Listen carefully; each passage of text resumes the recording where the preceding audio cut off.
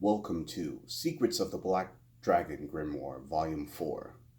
This episode will focus on La Poule Noire, that formula which is found in the Red Dragon as well as the Black Dragon. These are actually identical formulas, as well as that which is found in the Black Pullet, which is also called La Poule Noire, but is very different. I'll just go ahead and read from both books.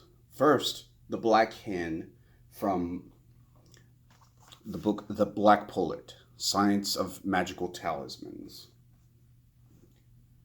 You remember, my boy, the birds I left you to feed, and the treasure-finding spirits with their black bird.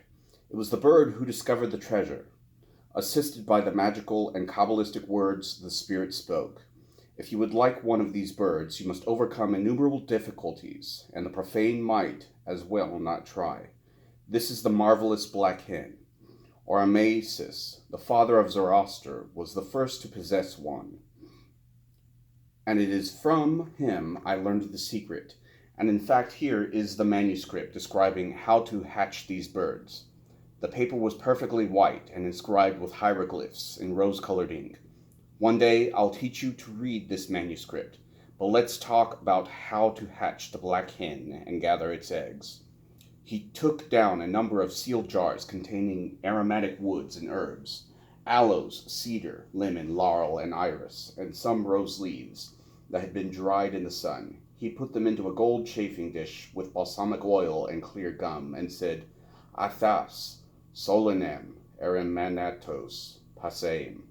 Sunlight filled the chamber. He placed a glass over the chafing dish. When sunlight struck the glass, the herbs and woods burst into flame, and the glass disintegrated, and the chamber was filled with incense.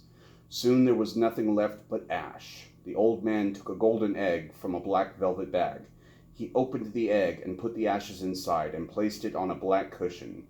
He covered the cushion with a faceted rock crystal dome, and raising his arms to the vault, he called, O sana tapper, is me non tapulus, ertervaler cannabistus. It seemed to me sunlight played across the dome's faceted surface, which sparkled. It took on the color of fire, and the golden egg vanished before my eyes in a cloud of vapor, and I saw a little black chick which shook itself, struggled onto its feet, and chirped. The old man offered it his finger, and it hopped onto it. He said, Binusas testipas. And the little bird scampered onto his chest, and that, the old man said, is how you get yourself a Black Hen.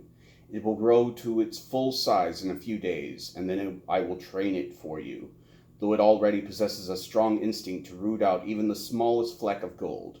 But let us praise God for his gifts, and recite our 2 prayers to end this conjuration. We recited the prayers, the sunlight faded, and we once again found ourselves in lamplight. The spirit, who had been with us throughout, took a lyre and sang to us in the language of the Magi. We listened to the music a while, and then the old man spoke. Before we rest this evening, I want to explain how you or anyone else can possess a Black Hen without the ceremonial we performed together today. Take an egg and expose it to the sun at noon. The egg should be without the least stain. Then take a hen as black as you can find. If it has feathers of any other color, pluck them out. Cover its head with a black hood so that it cannot see, but still has free use of its beak. Keep it in a box lined with black material in a completely dark room, and feed it only at midnight. Give it the egg to sit on, and ensure it is not disturbed. In due course, the egg will hatch, and a perfectly black chick will emerge. But it has been a long day, so let's eat. He clapped his hands and appeared and laid at our table. We dined, and so turned in to sleep. I slept deeply and dreamed of wonderful things. When I awoke, the old man told me he had been to visit his aviary with our spirit, and now wanted to demonstrate their talents.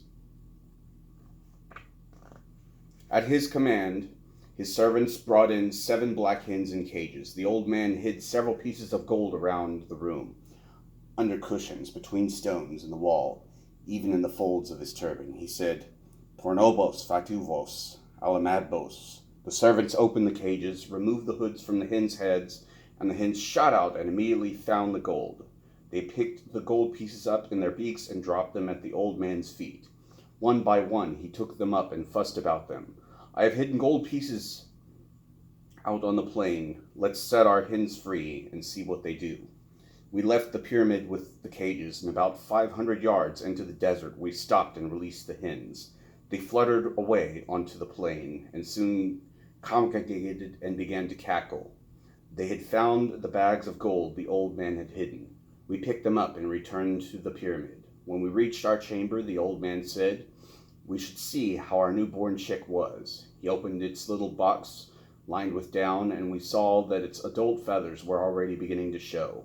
The old man proposed we walk out onto the plain, and before we left, I saw him open the casket and take a talisman and ring.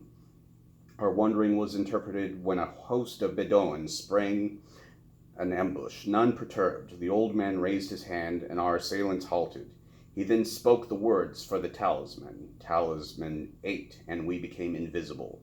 The old man smiled at their astonishment and spoke the words Naterar in a ringing voice. The Bedouin took fright and fled. They won't be doing that again any time soon, he said. We continued our walk for some time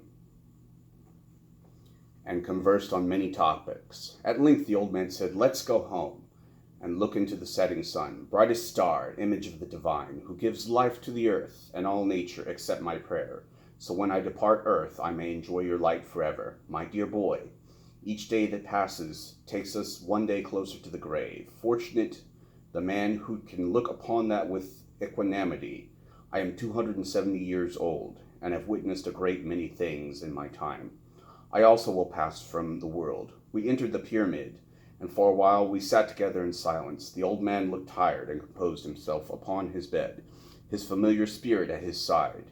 A look of great calm spread across his features.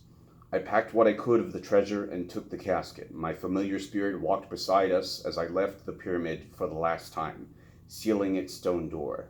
We made our way to the banks of the Nile and found a riverboatman to convey us to Alexandria, where we took ship for Marseilles.